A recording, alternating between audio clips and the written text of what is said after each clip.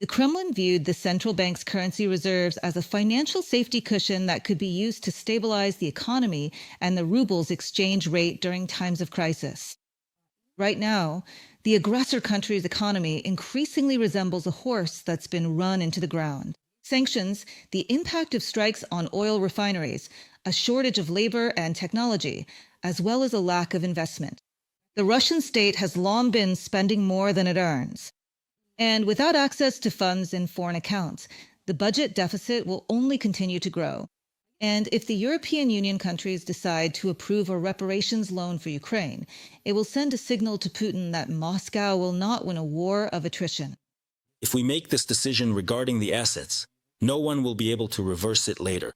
No matter what changes, no matter what the policies of future G7 leaders are, whoever comes to power won't be able to reverse the decision once Ukraine starts receiving these funds in installments and decides where they will go, whether for weapons or something else.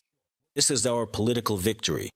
God willing, they will move from political decisions to actually putting this into practice. They're very close. Volodymyr Zelensky, president of Ukraine, at a meeting with journalists. Moscow, of course, is threatening retaliatory measures if Brussels decides to use frozen Russian assets to support Ukraine.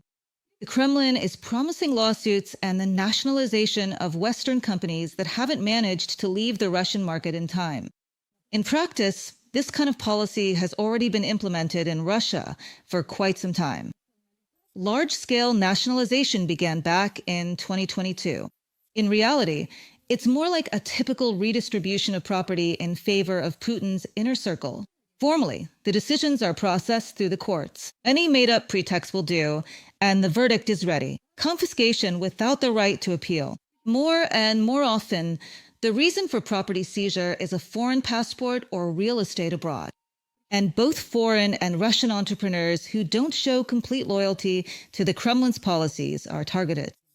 Since the start of the full-scale invasion of Ukraine, the Prosecutor General's office has filed 145 lawsuits to seize private businesses in favor of the state, totaling 4.5 trillion rubles. In almost half of the cases, the assets remain under direct state ownership. Among those who receive the confiscated assets are almost exclusively people from Putin's inner circle. The Kovalchuks, the Rotenbergs, major state companies like VTB or Gazprom, almost all of them come from the Ozero Cooperative and are among the potential beneficiaries of businesses already seized through prosecutors' lawsuits. From a publication by Novaya Gazeta, Europe.